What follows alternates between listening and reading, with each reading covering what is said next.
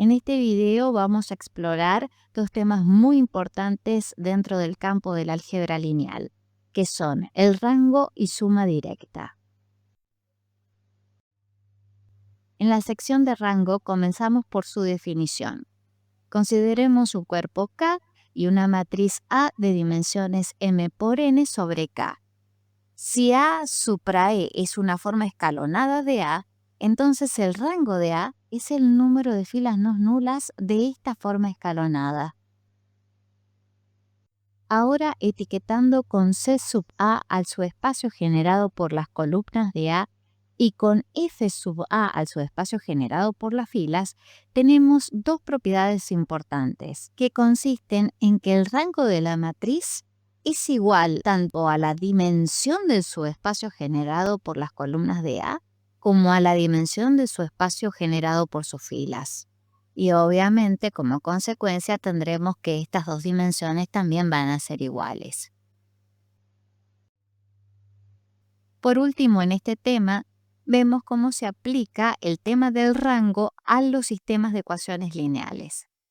Partimos de un cuerpo K y de una matriz de orden m por n con elementos en este cuerpo, y también vamos a considerar una matriz ampliada formada por A, que será la matriz de coeficientes, e I, que funcionará como la matriz de términos independientes.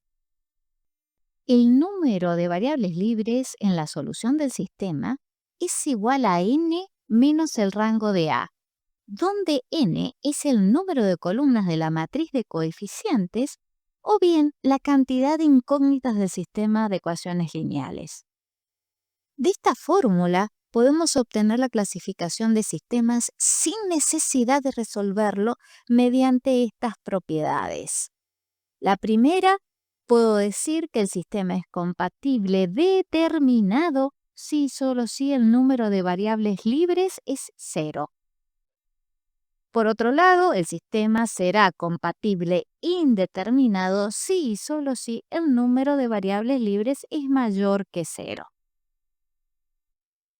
Y usando el rango tanto de la matriz de coeficientes como de la matriz ampliada, podemos determinar que el sistema es incompatible siempre y cuando el rango de A sea menor que el rango de la matriz ampliada.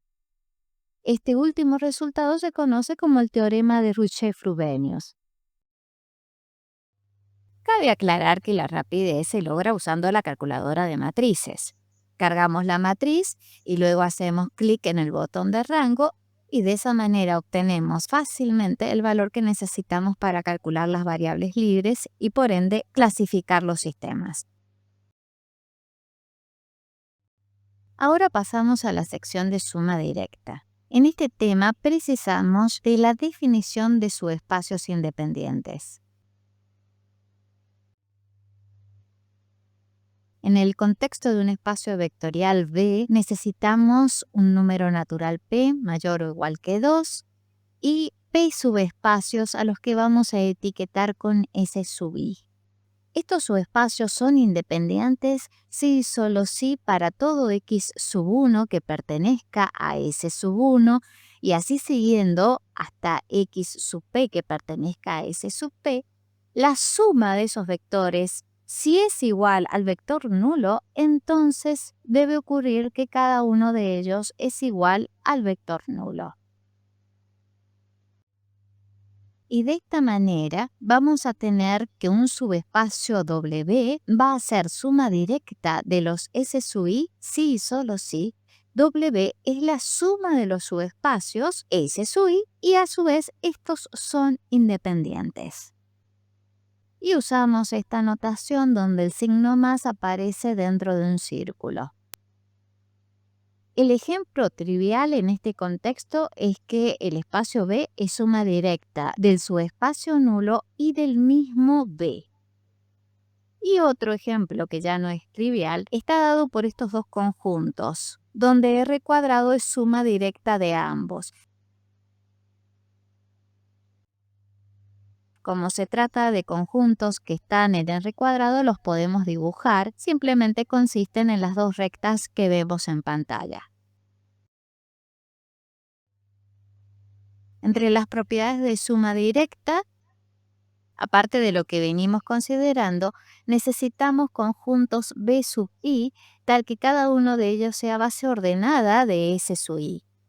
Recordemos que la palabra ordenada significa que los vectores están en formato de tupla, o sea, tienen un orden. A la tupla formada por todas estas bases las etiquetamos por B. La construcción de B consiste en colocar primero las componentes de B sub 1, a continuación las de B sub 2 y así siguiendo hasta completar con las componentes de B sub P. Bajo estas condiciones podemos decir que las siguientes afirmaciones son equivalentes. La primera es que W es la suma directa de S sub 1 a S sub P. La segunda, D es base ordenada de W. La siguiente dice que para todo vector X de W existe un único conjunto de vectores S sub 1 en S sub 1 y así siguiendo hasta llegar a un S sub P en S sub P, tal que X es la suma de estos vectores. La última propiedad dice que para todo J, la intersección del subespacio SJ con la suma de los restantes subespacios es solo el vector nulo. Por supuesto, las más importantes de estas propiedades son las que aparecen escritas en color rojo. Pero la tercera también dice algo interesante y es que cada vector de W se puede expresar como combinación única de un vector de cada uno de los subespacios. Esos vectores que existen son únicos. La cuarta propiedad también es importante a nivel teórico porque se usa en demostraciones importantes dentro de lo que es la teoría espectral. Ese tema lo veremos en un próximo capítulo.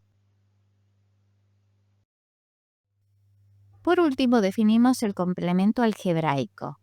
Aquí partimos de dos subespacios que vamos a etiquetar con la letra S y con la letra E. Vamos a decir que S es complemento algebraico de E respecto de B siempre y cuando la suma directa de S y E sea igual a B, o sea, todo el espacio. Entre las propiedades voy a citar la primera, que es una obviedad. S es complemento algebraico de E si y solo si E es el complemento algebraico de S. La segunda simplemente lo que hace es traducir lo que es suma directa por su definición. Entonces voy a tener que E es complemento algebraico de S si y solo si la suma común de S y E es igual a B y la intersección de estos dos subespacios es igual al subespacio nulo. Como ejemplo, tenemos que el subespacio nulo es el complemento algebraico de B. Otro ejemplo es en R cuadrado, donde este conjunto es complemento algebraico de este otro que hemos etiquetado con E.